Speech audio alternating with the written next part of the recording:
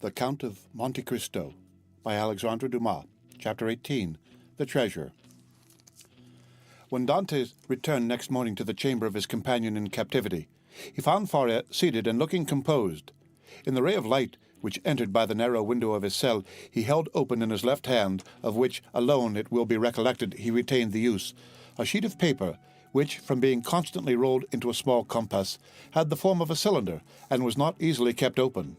He did not speak, but showed the paper to Dantes. "What is that?" he inquired. "Look at it," said the abbé with a smile. "I have looked at it with all possible attention," said Dantes, "and I only see a half-burnt paper on which are traces of Gothic characters inscribed with a peculiar kind of ink." "This paper, my friend," said Faria, "I may now avow to you, since I have the proof of your fidelity, this paper is my treasure, of which from this day forth 1/2 belongs to you." The sweat started forth on Dante's brow. Until this day, and for how long a time, he had refrained from talking of the treasure which had brought upon the abbé the accusation of madness. With his instinctive delicacy, Edmund had preferred avoiding any touch on this painful chord, and Faria had been equally silent. He had taken the silence of the old man for a return to reason, and now these few words uttered by Faria after so painful a crisis seemed to indicate a serious relapse into mental alienation. "Your treasure?" stammered Dantes. Faria smiled. "Yes," said he, "you have indeed a noble nature, Edmund, and I see by your paleness and agitation what is passing in your heart at this moment. No, be assured I am not mad. This treasure exists, Dantes, and if I have not been allowed to possess it, you will. Yes, you. No one would listen or believe me because everyone thought me mad, but you, who must know that I am not, listen to me and believe me, so afterwards, if you will." "Alas," murmured Edmund to himself, "this is a terrible relapse. There was only this blow wanting." Then he said aloud, "My dear friend, your attack has perhaps fatigued you. Had you not better repose a while? Tomorrow, if you will, I will hear your narrative, but today I wish to nurse you carefully. Besides," he said, "a treasure is not a thing we need hurry about." "On the contrary, it is a matter of the utmost importance, Edmund," replied the old man. "Who knows if tomorrow, or the next day after the third attack, may not come, and then must not all be over? Yes. Indeed, I have often thought with a bitter joy that these riches which would make the wealth of a dozen families will be forever lost to those men who persecute me. This idea was one of vengeance to me, and I tasted it slowly in the night of my dungeon and the despair of my captivity. But now I have forgiven the world for the love of you.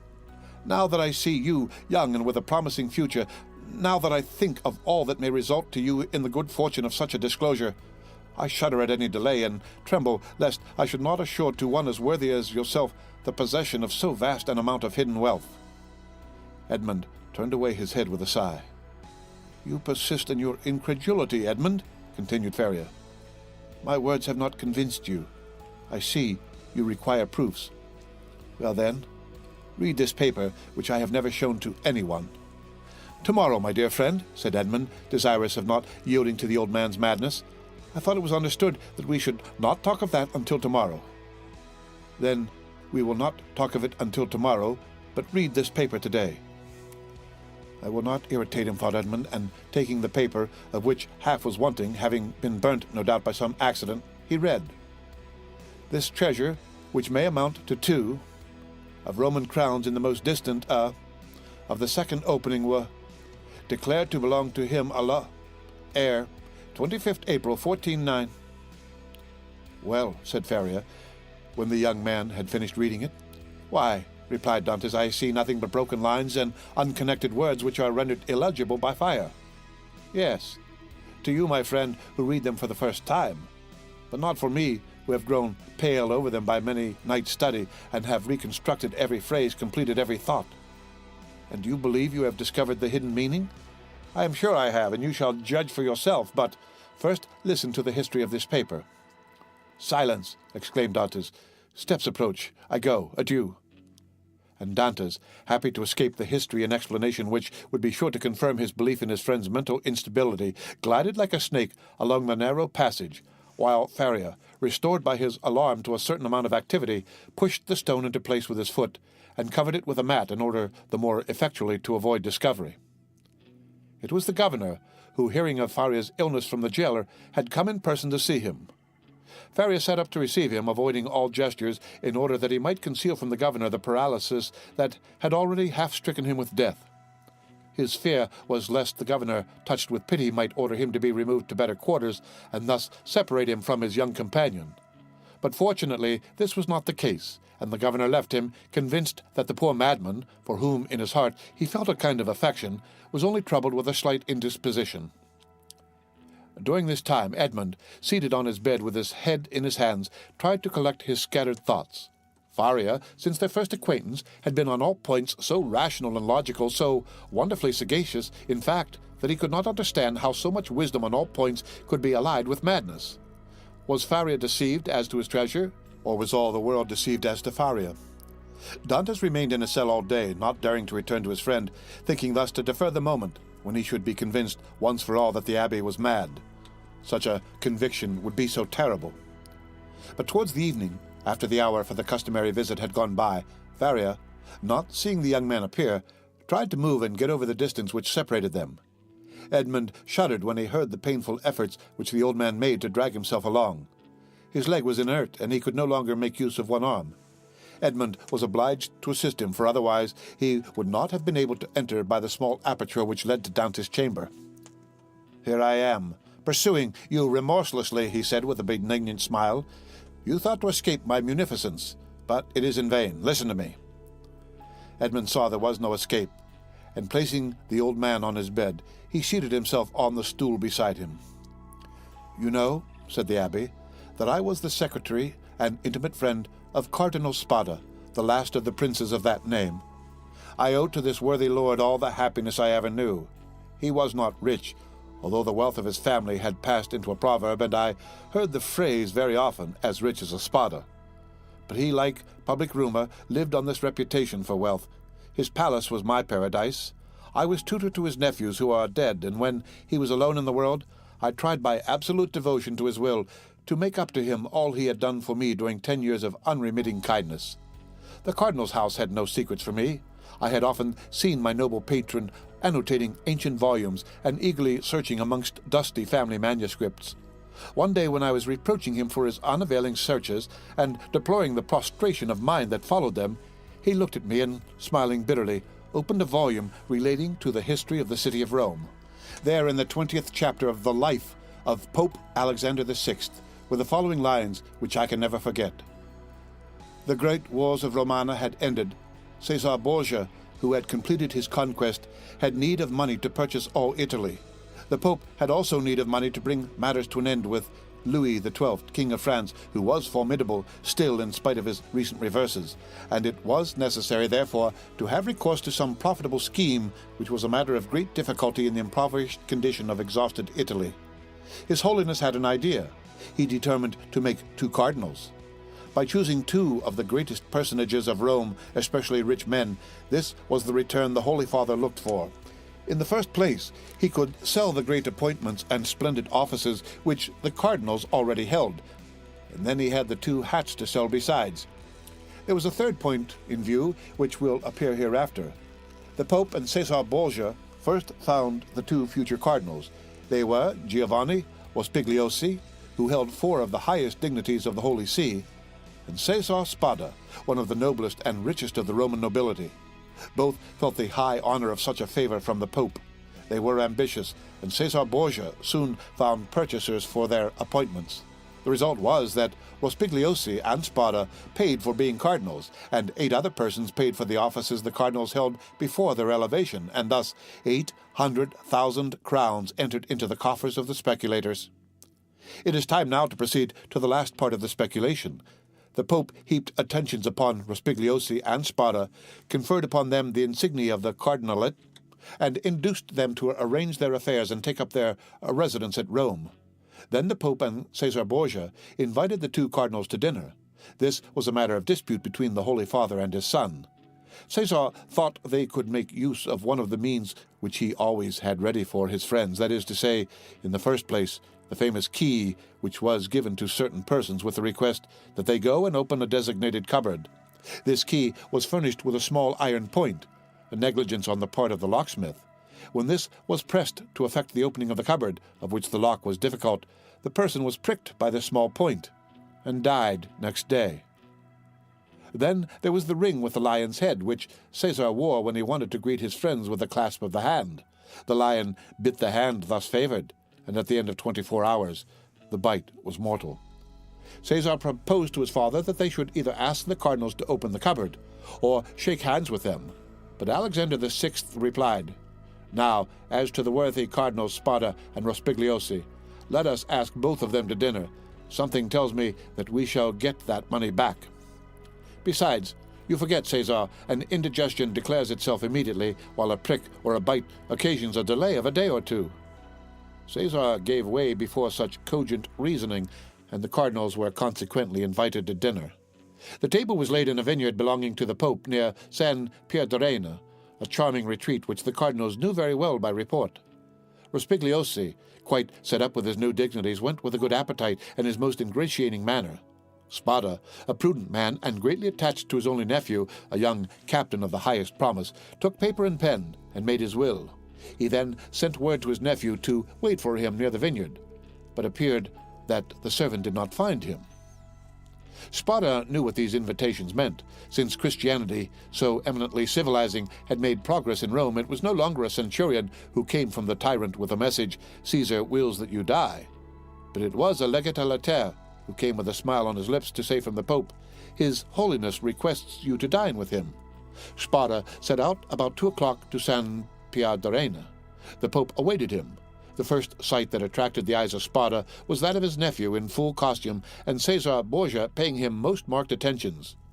Spada turned pale, as Caesar looked at him with an ironical air which proved that he had anticipated all, and that the snare was well spread. They began dinner, and Spada was only able to inquire of his nephew if he had received his message. The nephew replied no, perfectly comprehending the meaning of the question. It was too late, for he had already drunk a glass of excellent wine placed for him expressly by the Pope's butler. Spada at the same moment saw another bottle approach him, which he was pressed to taste. An hour afterward, a physician declared they were both poisoned through eating mushrooms. Spada died on the threshold of the vineyard. The nephew expired at his own door, making signs which his wife could not comprehend. Then Caesar and the Pope hastened to lay hands on the heritage under presence of seeking for the papers of the dead man.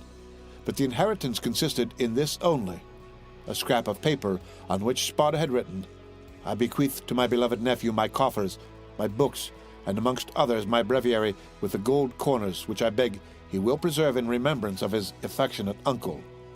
The heirs sought everywhere, admired the breviary, laid hands on the furniture, and were greatly astonished that Spada the rich man was really the most miserable of uncles. No treasures, unless they were those of science contained in the library and laboratories. That was all. Caesar and his father searched, examined, scrutinized, but found nothing, or at least very little, not exceeding a few thousand crowns in plate and about the same in ready money. But the nephew had time to say to his wife before he expired, "Look well among my uncle's papers. There is a will." They sought even more thoroughly than the august heirs had done, but it was fruitless. There were 2 palaces and a vineyard behind the Palatine Hill, but in these days landed property had not much value, and the 2 palaces and the vineyard remained to the family, since they were beneath the rapacity of the Pope and his son. Months and years rolled on.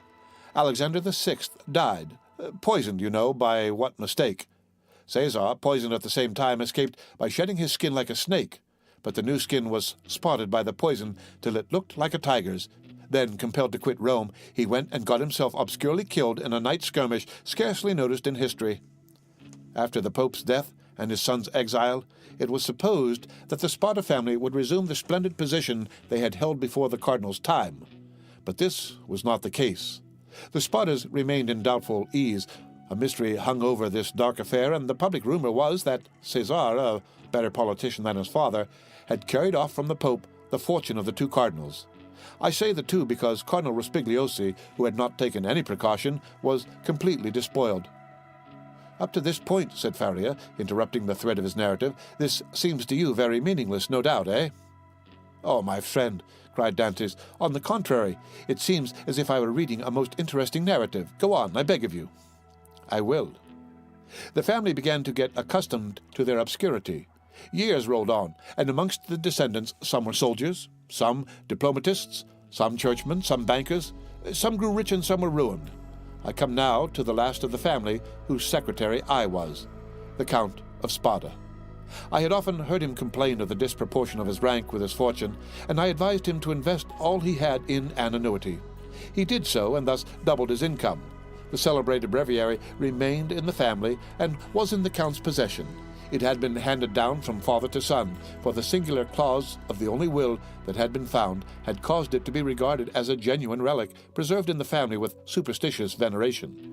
It was an illuminated book, with beautiful Gothic characters, and so weighty with gold that a servant always carried it before the cardinal on days of great solemnity. At the sight of papers of all sorts, titles, contracts, parchments, which were kept in the archives of the family, all descending from the poisoned cardinal, I in my turn examined the immense bundles of documents like 20 servitors, stewards, secretaries before me. But in spite of the most exhaustive researches, I found nothing. Yet I had even written a precise history of the Borgia family for the sole purpose of assuring myself whether any increase of fortune had occurred to them on the death of the Cardinal Cesar Spada, but could only trace the acquisition of the property of the Cardinal Rospigliosi, his companion in misfortune. I was then almost assured that the inheritance had neither profited the Borgias nor the family, but had remained unpossessed like the treasures of the Arabian Nights, which slept in the bosom of the earth under the eyes of the genii. I searched, ransacked, counted, calculated 1,000 times the income and expenditure of the family for 300 years. It was useless. I remained in my ignorance, and the Count of Spada in his poverty. My patron died. He had reserved from his annuity, his family papers, his library, composed of 5,000 volumes, and his famous breviary. All these he bequeathed to me, with 1,000 Roman crowns, which he had in ready money, on condition that I would have anniversary masses said for the repose of his soul, and that I would draw up a genealogical tree and history of his house. All this I did scrupulously. Be easy, my dear Edmund, we are near the conclusion. In 1807, a month before I was arrested, and a fortnight after the death of the Count of Spada, on the 25th of December, you'll see presently how the date became fixed in my memory, I was reading for the 1,000th time the papers I was arranging, for the palace was sold to a stranger, and I was going to leave Rome and settle at Florence, intending to take with me 12,000 francs I possessed, my library, and the famous breviary, when, tired with my constant labor at the same thing, and overcome by a heavy dinner I had eaten, my head dropped on my hands, and I fell asleep about 3 o'clock in the afternoon. I awoke as the clock was striking 6. I raised my head. I was in utter darkness. I rang for a light, but as no one came, I determined to find one for myself. It was indeed but anticipating the simple manners which I should soon be under the necessity of adopting. I took a wax candle in one hand, and with the other groped about for a piece of paper, my matchbox being empty, with which I proposed to get a light from the small flame still playing on the embers. Fearing, however, to make use of any valuable piece of paper, I hesitated for a moment, then recollected that I had seen in the famous breviary, which was on the table beside me, an old paper, quite yellow with age, and which had served as a marker for centuries, kept there by the request of the heirs. I felt for it, found it, twisted it up together, and, putting it into the expiring flame, set light to it. But beneath my fingers, as if by magic, in proportion as the fire ascended, I saw yellowish characters appear on the paper. I grasped it in my hand, put out the flame as quickly as I could, lighted my taper in the fire itself, and opened the crumpled paper with inexpressible emotion, recognizing when I had done so that these characters had been traced in mysterious and sympathetic ink, only appearing when exposed to the fire. Nearly 1/3 of the paper had been consumed by the flame. It was that paper you read this morning. Read it again, Dantes, and then I will complete for you the incomplete words and unconnected sense. Faria, with an air of triumph, offered the paper to Dantes, who this time read the following words, traced with an ink of a reddish color resembling rust. This 25th day of April, 1498, be Alexander the Sixth, and fearing that not he may desire to become my heir, and Bentivoglio, who were poisoned, my sole heir, that I have and has visited with me, that is in island of Monte Cristo, all I jewels, diamonds, gems, that I alone may amount to nearly 2 mil, we'll find on raising the 20th row, creek to the east in a right line. 2 open. In these caves, the treasure is in the furthest, which treasure I bequeath and leave, and as my sole heir. 25th April, 1498, says... And now, said the abbé, read this other paper. And he presented to Dantes a second leaf with fragments of lines written on it, which Edmund read as follows. Ing, invited to dine by His Holiness, content with making me pay for my hat, serves for me the fate of Cardinals Caprara.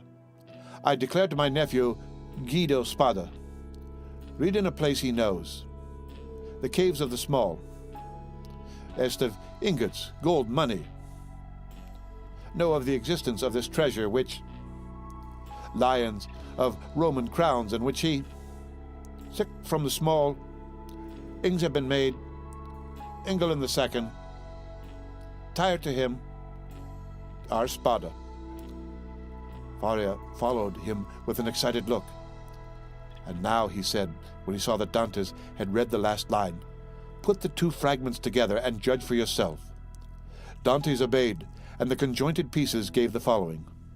This 25th day of April, 1498, being invited to dine by His Holiness Alexander VI, and fearing that, not content with making me pay for my hat, he may desire to become my heir, and reserves for me the fate of Cardinals Caprara and Bentivoglio, who were poisoned.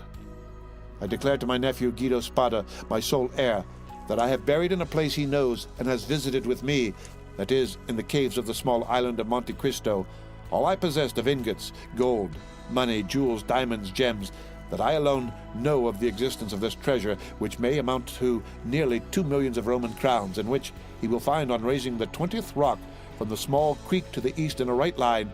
2 openings have been made in these caves. The treasure is in the furthest angle in the second, which treasure I bequeath and leave entire to him as my sole heir. 25th April, 1498, Cesar Spada. Well, do you comprehend now? Inquired Faria. It is the declaration of Cardinal Spada, and the will so long sought for, replied Edmund, still incredulous. Yes, 1,000 times yes. And who completed it as it is now? I did. Aided by the remaining fragment, I guessed the rest, measuring the length of the lines by those of the paper, and divining the hidden meaning by means of what was in part revealed, as we are guided in a cavern by the small ray of light above us. And what did you do when you arrived at this conclusion? I resolved to set out, and did set out at that very instant, carrying with me the beginning of my great work, the unity of the Italian kingdom. But for some time the imperial police, who at this period, quite contrary to what Napoleon desired, so soon as he had a son born to him, wished for a partition of provinces, had their eyes on me, and my hasty departure, the cause of which they were unable to guess, having aroused their suspicions, I was arrested at the very moment I was leaving Piombino. Now, continued Faria, addressing Dantes with an almost paternal expression, now, my dear fellow, you know as much as I do myself. If we ever escape together, half this treasure is yours. If I die here, and you escape alone, the whole belongs to you.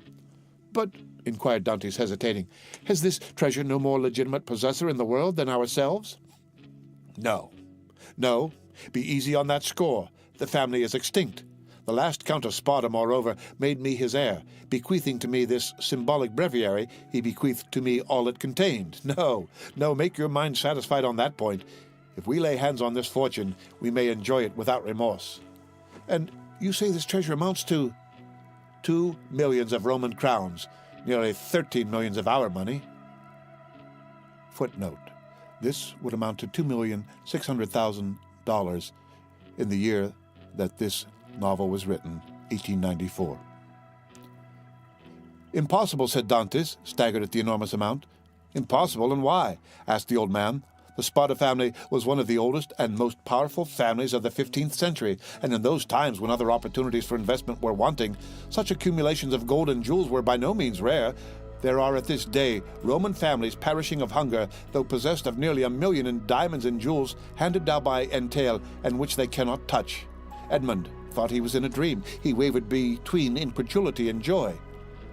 I have only kept this secret so long from you, continued Faria, that I might test your character and then surprise you. Had we escaped before my attack of catalepsy, I should have conducted you to Monte Cristo. Now, he added with a sigh, it is you who will conduct me thither. Well, Dantes, you do not thank me. This treasure belongs to you, my dear friend, replied Dantes, and to you only. I have no right to it. I am no relation of yours. You are my son, Dantes, exclaimed the old man. You are the child of my captivity. My profession condemns me to celibacy. God has sent you to me to console at one and the same time the man who could not be a father and the prisoner who could not get free. And Faria extended the arm, of which alone the use remained to him, to the young man, who threw himself upon his neck and wept. The end of chapter 18 of The Count of Monte Cristo. Read by